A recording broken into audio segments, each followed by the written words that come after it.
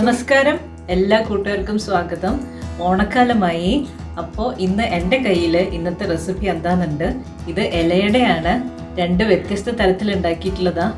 വാഴപ്പഴങ്ങളെ വെച്ചിട്ടാണ് ഉണ്ടാക്കിയിട്ടുള്ളത്. ഓണക്കാലത്ത് നമ്മുടെ വീട്ടിൽ ഇഷ്ടം പോലെ പഴങ്ങൾ ഉണ്ടാവില്ലേ.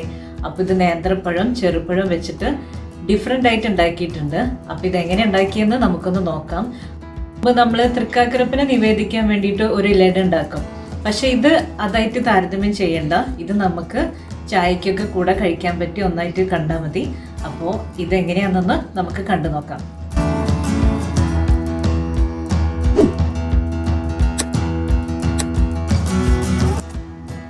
രണ്ട് തരത്തിലുള്ള വാഴപ്പഴങ്ങൾ ഞാനിവിടെ എടുത്തിട്ടുണ്ട്. ഒന്ന് നേന്ത്രപ്പഴം, പിന്നെ ചെറുപഴം. അപ്പോൾ നമ്മളുടെ കയ്യിൽ എങ്ങനത്തെ ചെറുപഴമാണെന്ന് വെച്ചാൽ അത് യൂസ് ചെയ്യാം. ഇപ്പം നേന്ത്രപ്പഴം ഞാൻ 2-3 ചെറുതാക്കി അരിഞ്ഞു വെച്ചിട്ടുണ്ട്. പിന്നെ പച്ചരി ഒരു 4 മണിക്കൂർ വെള്ളത്തിൽ കുതിർത്തിട്ട് ഇഡ്ഡലി മാവിൻ്റെ പരുവത്തിൽ അരച്ചെടുത്തിട്ടുണ്ട്. ഫില്ലിങ് ഉണ്ടാക്കാൻ വേണ്ടിയിട്ടാണ് ഇപ്പോൾ നേന്ത്രപ്പഴം ഞാനിവിടെ അരിഞ്ഞു വെച്ചിട്ടുള്ളത്. ഒരു പാൻ അടുപ്പത്ത് വെച്ചിട്ടുണ്ട്. അതിലേക്ക് ഒരു 1/2 ടീസ്പൂൺ നെയ്യ് ഒഴിച്ചു കൊടുത്തിട്ടുണ്ട്. പിന്നെ ഒരു കപ്പ് ശർക്കര പാനി. നമ്മളിപ്പോൾ ശർക്കര ഉരുക്കി അരിച്ചൊഴിച്ചിട്ടുള്ളതാണ്. ഇതൊന്ന് നമുക്ക് നന്നായിട്ട് ഇളക്കി കൊടുക്കാം. എന്നിട്ട് അതിലേക്ക് ഈ നേന്ത്രപ്പഴത്തിൻ്റെ കൂട്ടിട്ട് കൊടുക്കാം. നമുക്ക് ഇതിനൊന്ന് ചെറുതായിട്ടൊന്ന് വാട്ടിയെടുക്കണം. ഇനിയിപ്പോൾ ഇങ്ങനെ ചെയ്യാതെ വെറുതെ നേന്ത്രപ്പഴം അരിഞ്ഞത് കൈകൊണ്ട് ഞരടിയിട്ട് അതിലേക്ക് തേങ്ങയും ശർക്കരപ്പാനിയും ഒക്കെ ഒഴിച്ചിട്ട് നമുക്ക് ചെയ്യാം. പക്ഷെ ഞാനിങ്ങനെ ചെയ്തു എന്ന് മാത്രം. നമ്മുടെ പഴം ചെറുതായിട്ടൊന്ന് വാടി വന്നിട്ടുണ്ട്. അപ്പോൾ അതിലേക്ക് 1 കപ്പ് തേങ്ങ ചിരകിയത് ഇട്ട് കൊടുത്തിട്ടുണ്ട്. പിന്നെ 1 ടീസ്പൂൺ ഏലക്കപ്പൊടി. നമുക്ക് നന്നായിട്ട് ഇതിനൊന്ന് ഇളക്കി യോജിപ്പിച്ചെടുക്കാം. നമ്മുടെ ഫില്ലിംഗ് തയ്യാറായിട്ടുണ്ട്. അപ്പോൾ ഇതിനെ നമുക്കൊന്ന് മാറ്റി വയ്ക്കാം. ഇനി നമുക്കിതിലേക്ക് ചുക്കോ ജീരകപ്പൊടിയോ ഒക്കെ വേണമെന്നുണ്ടെങ്കിൽ ചേർക്കാം കേട്ടോ. നമ്മുടെ ഇഷ്ടത്തിനനുസരിച്ച് ചേർക്കാം. പിന്നെ തേങ്ങയുടെ അളവ് കൂട്ടാം. അതൊക്കെ നിങ്ങളുടെ ഓരോരുത്തരുടെ ഇഷ്ടത്തിനനുസരിച്ചിട്ട്. പിന്നെ ഇവിടെ ഇപ്പോൾ ഒരു വാഴയില എടുത്തിട്ടുണ്ട്. വാഴയില ഞാൻ സ്റ്റൗവിൻ്റെ മേലെ വെച്ചിട്ടൊന്ന് വാട്ടിയെടുത്തതാണ്. ഇപ്പോൾ വെളിച്ചെണ്ണ തൂക്കി കൊടുത്തിട്ടുണ്ട്. അതിനെ ജസ്റ്റ് കൈ കൊണ്ടൊന്ന് സ്പ്രെഡാക്കി കൊടുത്തിട്ടുണ്ട്. എന്നിട്ട് നമ്മുടെ ഈ അരച്ചു വെച്ചിരിക്കുന്ന മാവ് ദോശ പരത്തുന്ന പോലെ ഒന്ന് ഇതിനെ പരത്തി കൊടുത്തിട്ടുണ്ട്. എന്നിട്ട് അതിൻ്റെ ഉള്ളിലേക്ക് ഈ ഫില്ലിങ് വെച്ച് കൊടുക്കാം. അപ്പോൾ ഒരു സൈഡിൽ മാത്രം വെച്ചാൽ മതി, കാരണം നമ്മളിതിനെ മടക്കിയെടുക്കണമല്ലോ. അപ്പോൾ ഇതിനെ എന്നിട്ട് മുമ്പോട്ട് മടക്കിയിട്ടുണ്ട്. പിന്നെ 2 സൈഡും ഞാൻ ഉള്ളിലേക്ക് മടക്കുന്നുണ്ട്. കാരണം ഇത് മാവല്ലേ, അപ്പോൾ പുറത്തേക്ക് പോകാതിരിക്കാൻ വേണ്ടിയിട്ട് ഒന്ന് ടൈറ്റാക്കാൻ വേണ്ടിയിട്ടാണ് ഉള്ളിലേക്ക് മടക്കിയെടുത്തിട്ടുണ്ട്. പിന്നെ അതിൻ്റെ ആ അറ്റം ഉള്ളിലേക്കും വീണ്ടും മടക്കിയിട്ടുണ്ട്. അപ്പോൾ ഇതാണ് നമ്മുടെ അടയെ മടക്കി വയ്ക്കുന്ന രീതി. അപ്പോൾ ഇതിന് ഞാൻ മാറ്റി വെച്ചിട്ടുണ്ട്. ഇതുപോലെ ബാക്കിയുള്ള മാവെല്ലാം ഞാൻ പരത്തി ഇങ്ങനെ മടക്കിയെടുക്കുന്നുണ്ട്.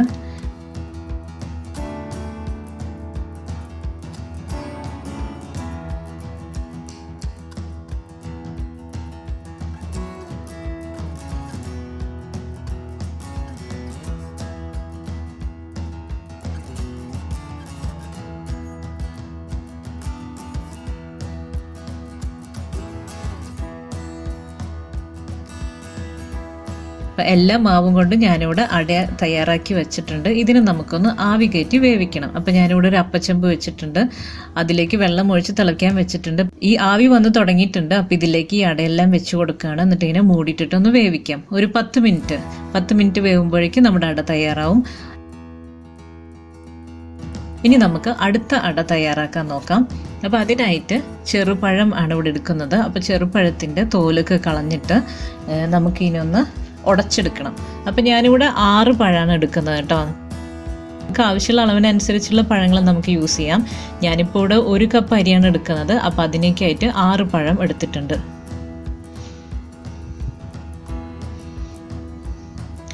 ഇനി നമുക്ക് ടീസ്പൂൺ കൊണ്ട് ഒന്നിങ്ങനെ ഉടച്ചു കൊടുക്കുന്നുണ്ട്. നന്നായിട്ട് ഇനി ഒന്ന് ഉടച്ചെടുക്കാം. എന്നിട്ട് പിന്നെ ഇവിടെ അരിപ്പൊടി യൂസ് ചെയ്യുന്നുണ്ട്. ഇപ്പം ഞാനിവിടെ ഇടിയപ്പം പൊടിയാണ് ഉപയോഗിക്കുന്നത്. അല്ലെങ്കിൽ നൈസായിട്ടുള്ള ഏത് പൊടിയും നമുക്ക് യൂസ് ചെയ്യാം. പത്തിരിപ്പൊടിയോ ഇടിയപ്പം പൊടിയോ അങ്ങനെ. അപ്പോൾ അതിങ്ങനെ ഇത് 1/2 കപ്പ് അളവിൻ്റെ മെഷർമെൻറ്റാണ്. അപ്പോൾ അങ്ങനെ 1 കപ്പ് എടുത്തിട്ടുണ്ട്. പഴം ഉടച്ചു വെച്ചതിലേക്ക് ഈ അരിപ്പൊടി ഇട്ട് കൊടുത്തിട്ടുണ്ട്. നമുക്ക് നന്നായിട്ട് ഇനി ഒന്ന് ഇളക്കി യോജിപ്പിച്ചെടുക്കാം. പിന്നെ ഒരു നുള്ളു ഉപ്പിട്ട് കൊടുത്തു.